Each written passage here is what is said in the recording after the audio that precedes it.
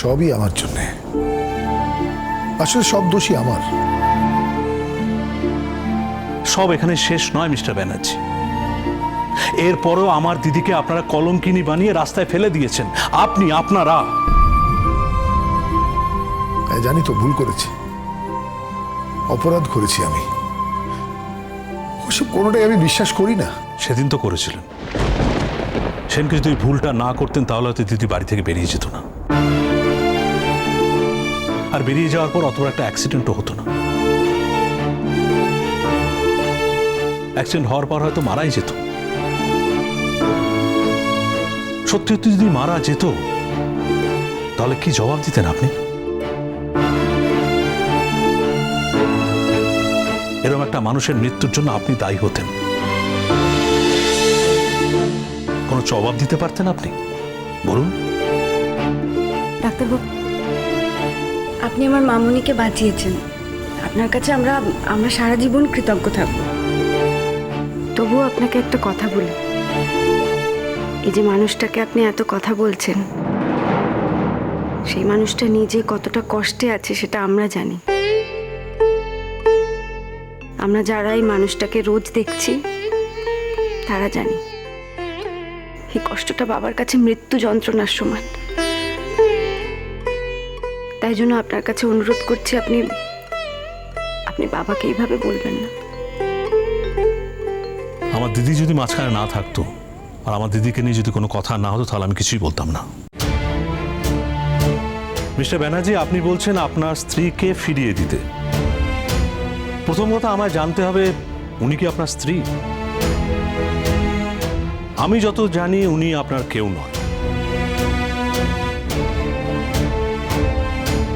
দ্বিতীয়ত উনি আমার দিদি। উনি না চাইলে আপনার সংসারে কোনোদিনও যাবে না। যতদিন ইচ্ছা উনি আমার এই সংসারে থাকবেন, এটা আমার শেষ কথা। ভাই যদি এটা থেকে আমাকে চলে যেতেও বলে তাহলে আমি অন্য কোথাও নিজের পথ খুঁজে নেব, কিন্তু তোমাদের ঘরে আমি জীবনে কোনোদিন ফিরবো না। মামুনি তো কেঁদে কোনো লাভ নেই কাকুরমা। যতই কাঁদো আর যতই বলো আমি কিন্তু হতে যাবনি। ওই সংসারে আমি কোনোদিন ফিরবো না। আর কোন সংসারে ফিরবো? হতো আমার কোনোদিন সংসারই ছিল নি। ওই সংসার তোমারই রাধা। চেতনে অচেতনে আমি সবসময় সেটাই ভেবে এসেছি, সেটাই মেনে এসেছি।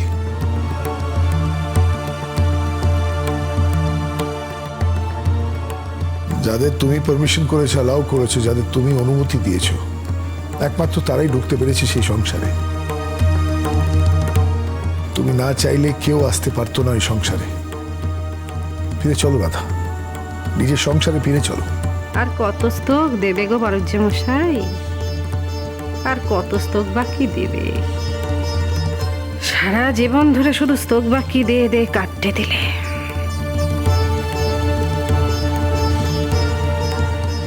এখন তোমরা হেতা থেকে যাও দেখিনি, আর বিরক্ত করিনি। অনেক সময় নিয়ে নেছো, আমাদেরও সময়ের দাম আছে। আমার ভাই খেতে খেতে উঠে এসেছে, তার দুটো খাওয়া হয়নি কো। এখন যাও যাও যাও, আর কখনো আমাদের বিরক্ত করতে এসোনি। এবার যদি এরকম সময় অসময় আমাদেরকে বিরক্ত করতে আসো তাহলে আমিও কিন্তু আইনের পথ নেব। রাধা, কি বললে মামুনি? বললুম যে আমি আইনের ব্যবস্থা নেব। আমার না চাতে যদি সময় অসময় তোমরা এমনভাবে এসে বিরক্ত করো তাহলে আমাকেও তো কিছু একটা করতে হবে চাঁদ বাবা। তুমি এই কদিনে এত বদলে গেলে। কি ভেবেছিলি মা? মামুনি চিরকাল জড়বস্তুর মতো থাকবে, তার কোনো লয় ক্ষয় নেই খুব? তোমরা যে মামুনিকে চিনতে, সে মামুনি মরে গেছে।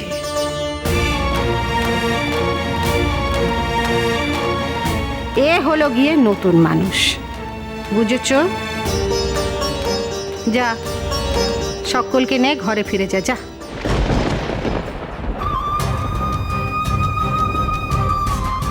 আজ বুঝতে পারছি রাধা, তুমি আমার ছায়াও সহ্য করতে পারছো না। এটাই আমার পাওনা ছিল। এই শাস্তি আমার উচিত শিক্ষা। তোমার কোনো ভুল নেই, তুমি যা করেছো ঠিকই করেছো। এইভাবেই আমাকে ফিরিয়ে দেওয়ার কথা তোমার। চলো প্রফুল, ভালো কি চলো।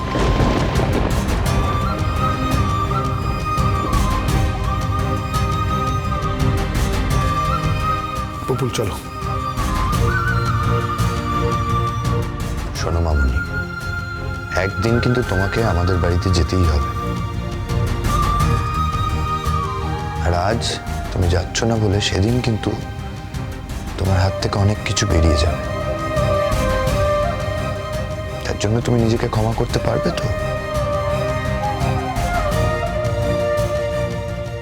তুমি ভেবে দেখো, এখনো সময় আছে। যদি নিজের সিদ্ধান্ত বদলাও, যদি তোমার মনে হয় যে তুমি আমাদের বাড়ি যাবে, সত্যিই যেতে চাও, তাহলে আমায় একবার বলো, আমি নিজে এসে তোমায় নিয়ে যাব। আমি তোমাকে এখনই বলে দিতেছি, আমার সিদ্ধান্তের কোনো নচ্চর হবে নিকো।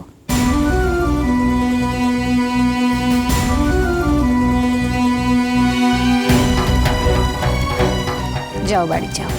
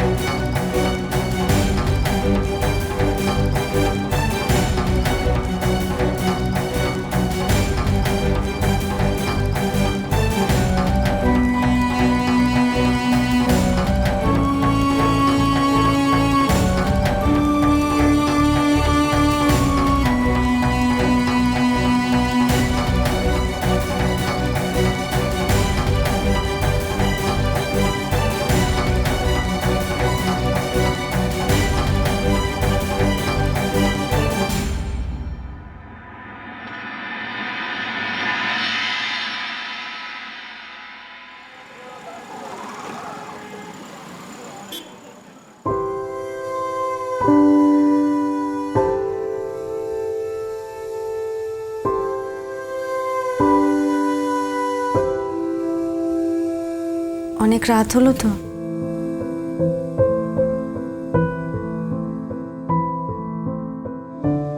আপনি শুয়ে পড়ুন।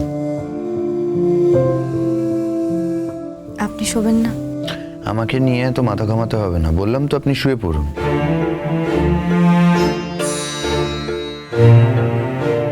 আপনি আজ আমায় যতই যা কিছু বলুন না কেন, আমি কিছু মনে করব না। কারণ আমি জানি আজকে আপনি সত্যিই খুব কষ্ট পেয়েছেন। আমি কি বলেছি আপনাকে সহানুভূতি দেখাতে? আপনি তো দিব্যি আছেন, আপনি তো কিছু যায় আসছেন। বললাম না, আমি আজ আর আপনার সাথে ঝগড়া করব না। আপনি যতই যাই কিছু বলুন, আমি তর্ক করব না আপনার সাথে। কারণ আমি আজকে আপনার কষ্টটা বুঝতে পারছি। ধন্যবাদ, উদ্ধার করেছেন আমার।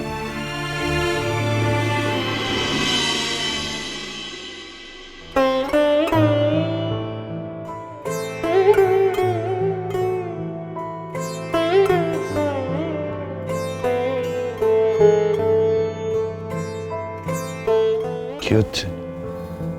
মাথা ঠান্ডা করুন। আজ মামুনি আসেনি তো কি হয়েছে? মামুনি ঠিক এই বাড়িতে ফিরে আসবে। দরকার হলে আমি নিজে মামুনিকে ফিরিয়ে নিয়ে আসবো। হ্যাঁ, আপনি তো মহাশক্তিমান। আমি পারলাম না, বাবা পারলো না, আপনি নিয়ে আসবেন। আমার তো মনে হয় মামনি কোনোদিনই আর ফিরবে না। আমাদের সংসারটা ভেঙে গেছে, আপনার আর কি।